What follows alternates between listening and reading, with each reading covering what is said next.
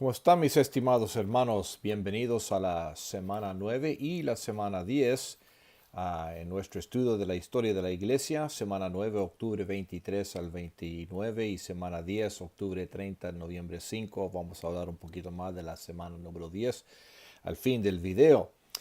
Semana 9, octubre 23 al 39, 29, 23 al 29, tocan los capítulos en González del 41 al 43. Estamos hablando hoy día de la cumbre de la teología de la Edad Media, la arquitectura y la cumbre del papado. Pero como siempre, antes una lectura bíblica, un poquito más largo hoy día, pero uno de mis pasajes favoritos en la Biblia, 1 Corintios capítulo 1, versículos 18 al 31, y dice así: porque la palabra de la cruz es locura a los que se pierden, pero a los que se salvan, esto es, a nosotros, es poder de Dios. Pues está escrito: destruiré la sabiduría de los sabios y desecharé el entendimiento de los entendidos. ¿Dónde está el sabio? ¿Dónde está el escriba? ¿Dónde está el disputador de este siglo? ¿No ha enloquecido Dios la sabiduría del mundo? Pues ya que la sabiduría del mundo, al mundo no conoció a Dios mediante la sabiduría, agradó a Dios salvar a los creyentes por la locura de la predicación. Porque los judíos piden señales y los griegos buscan sabiduría, pero nosotros predicamos a Cristo crucificado. Para los judíos ciertamente tropezadero y para los gentiles locura. Mas para los llamados, así judíos como griegos, Cristo poder de Dios y sabiduría de Dios. Porque lo insensato de Dios es más sabio que los hombres y lo débil de Dios es más fuerte que los hombres. Pues mirad, hermanos, vuestra vocación, que no sois muchos sabios según la carne, ni muchos poderosos, ni muchos nobles, sino que lo necio del mundo escogió Dios para avergonzar a los sabios, y lo débil del mundo escogió Dios para avergonzar a lo fuerte. Y lo vil del mundo y lo menospreciado escogió Dios, y lo que no es para deshacer lo que es, a fin de que nadie se jacte en su presencia. Mas por él estáis vosotros en Cristo Jesús, el cual nos ha sido hecho por Dios sabiduría, justificación, santificación y redención. Para que, como está escrito, el que se gloríe, gloríese en el Señor. Unos comentarios aquí nomás del apóstol Pablo hablando de esta locura, la sabiduría y todo esto. Primero, Pablo hablando de la locura del mundo. Bueno, Pablo no es un anti-intelectual. Él es un hombre muy educado, muy inteligente, él mismo. Así que no es anti-intelectual, pero sabe en qué consiste y dónde se encuentra la sabiduría eterna y absoluta. Dice ahí que Dios dice que destruiré la sabiduría de los sabios. Bueno, tampoco Dios se opone obviamente a la sabiduría, pero se opone a la sabiduría humana céntrica. O sea, se opone a la supuesta sabiduría que no está basada en él. Y fíjense en qué consiste la sabiduría, que a veces los teólogos recuerdan y a veces se les olvida. Pero la sabiduría verdadera, la sabiduría de Dios está en Cristo crucificado. Y vamos a ver el próximo semestre cómo Martín Lutero pone un gran énfasis en esto, en la sabiduría de Dios que está en la cruz. Pero ahí nos estamos adelantando. Bueno, y hemos llegado a un punto en la historia de la iglesia que se puede considerar como una cumbre de actividad teológica en las universidades, el cumbre del arte medieval, la arquitectura de estas grandes iglesias de la Edad Media, y también la cumbre del poder del papado. Varias cosas para anotar aquí. Primero, Anselmo de Canterbury, famoso por hacer la pregunta: ¿por qué Dios se hizo hombre? O sea, ¿por qué la encarnación? ¿Por qué Dios encarnado en Jesucristo en la tierra? ¿Es necesario eso? Bueno, también es famoso por su argumento ontológico para probar la existencia de Dios, la cual comienza con una idea racional. Él dijo que si puedo pensar en un ser perfecto, un ser supremo que existe, tal ser supremo no puede existir solamente en mi mente. Es decir, Si ese ser existe en la mente, entonces existe también en la realidad, y la realidad es más grande que la idea. Bueno, se ha defendido y se ha atacado ese argumento por muchos siglos. Segundo, Pedro Abelardo, que es famoso por su romance con Eloísa y por su doctrina de la expiación. Es decir, él explicó la cruz como Jesús muriendo a la cruz como un ejemplo, como un estímulo para nosotros. Pedro Lombardo escribió las sentencias que llegaron a ser una base del currículo para todo estudiante de teología en esos días.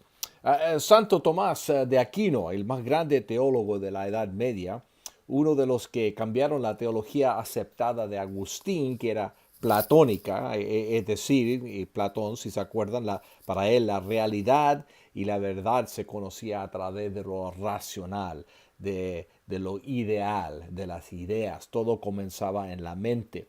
Y Aquino lo cambió de esa teología platónica a una basada en Aristóteles, o sea que la realidad y la verdad se conocía a través de los sentidos, de lo que se observaba en el mundo.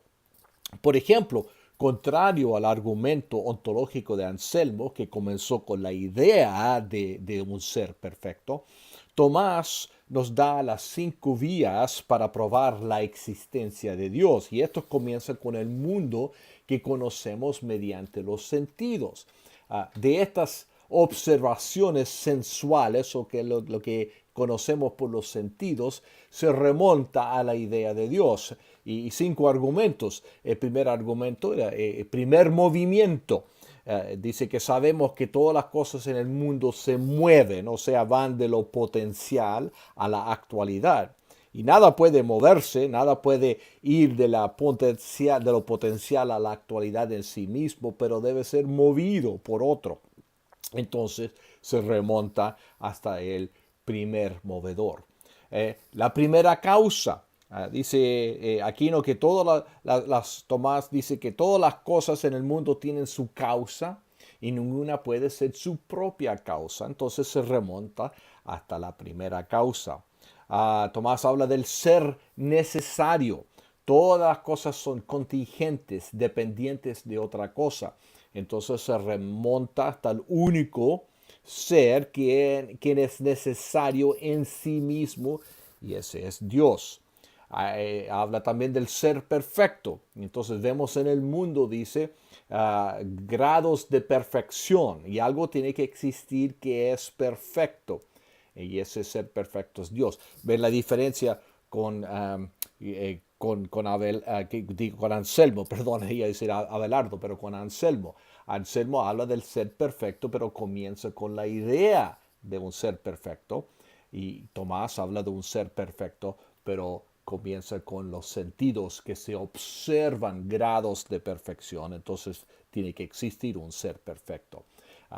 Otra vez, Platónico empieza con la idea, Aristóteles comienza con el mundo de los sentidos. El primer propósito. Todas las cosas se mueven o se dirigen hacia un propósito, y se remonta otra vez al propósito primero y perfecto, el cual es el propósito de todas las cosas, y ese debe ser Dios. En todos estos casos, estos argumentos para la existencia de un Dios, obviamente el problema es que se llega a un ser supremo, pero no necesariamente se comprueba con estos argumentos el Dios de Abraham y Jacob y Isaac, el Dios de la Biblia. Bueno, las grandes catedrales de Europa, primeramente construidas según la arquitectura romántica la arquitectura románica, y más tarde según la arquitectura gótica, y eso, o sea, muy famoso Europa por todas esas catedrales. Y finalmente siguen las disputas entre el emperador y el papa. Ahora vemos que los papas llegan a la cumbre de su poder con Papa Inocencio. Algunas preguntas para reflexionar mientras están estudiando esta semana. ¿Cómo explica el cambio de esta influencia de Platón en la teología a la influencia de Aristóteles. ¿Por qué ocurrió eso? ¿Qué ocurrió durante esos tiempos en la filosofía, en la teología? Número dos, ¿cuáles son algunas de las diferentes formas de entender la obra de Jesucristo en la cruz? ¿Y cuál cree usted que es la más bíblica, la más importante? Número tres, ¿por qué se preocuparon tanto en aquellos días de construir iglesias tan impresionantes y llenas de tanto arte? ¿Qué estaban tratando de comunicar? Y número cuatro, ¿qué dijo el Papa Inocencio III acerca de la relación entre el imperio, o la autoridad temporal, y la iglesia, la autoridad espiritual? Bueno, toca también esta semana que entra, esta semana número 9, el examen número 4 de los capítulos 35 hasta el 43, incluyendo el 43 de González.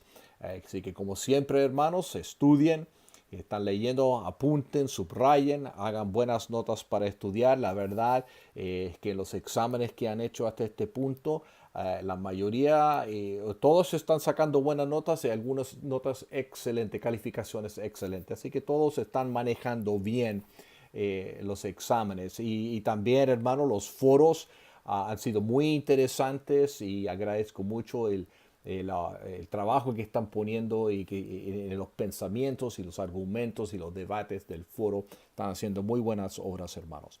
Esa es la semana número 9. La semana número 10, incluyendo en este video, porque se acuerdan ahí, ven en el calendario que esta semana no hay examen, no hay foro, no hay lecturas especiales. Esta semana es para que trabajen y terminen la reseña crítica del libro. Ojalá hayan leído el libro y necesitan nomás escribir la reseña. Aprovechen del tiempo, tienen esta semana y recuerden que deben subir su trabajo a Blackboard en la herramienta que se llama Turnitin, y hay una explicación ahí en el anuncio de Blackboard.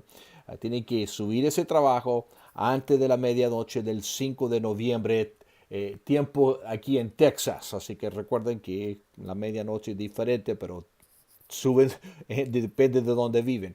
Pero terminen esa reseña el domingo 5.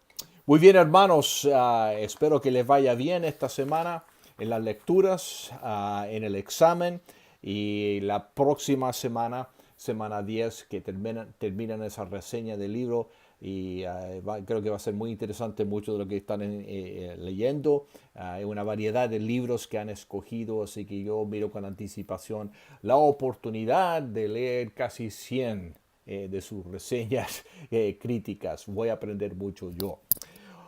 Deja orar por ustedes, hermanos, y nos encontramos en unas 2 semanas. Señor, otra vez doy gracias por estos estudiantes, por sus familias, por sus ministerios, por el trabajo que están haciendo. Doy gracias por la oportunidad de conocerles, aunque sea un poquito y a larga distancia, pero de oír sus pensamientos, sus pasiones, su dedicación, su compromiso a ti, Señor. Cuídalos, protégelos esta semana mientras estudian y hacen su examen y su reseña, Señor. Deles la sabiduría, lo que necesitan para completar bien esos trabajos. En el nombre de Cristo lo pido todo. Amén. Gracias, hermanos. Nos vemos bien pronto.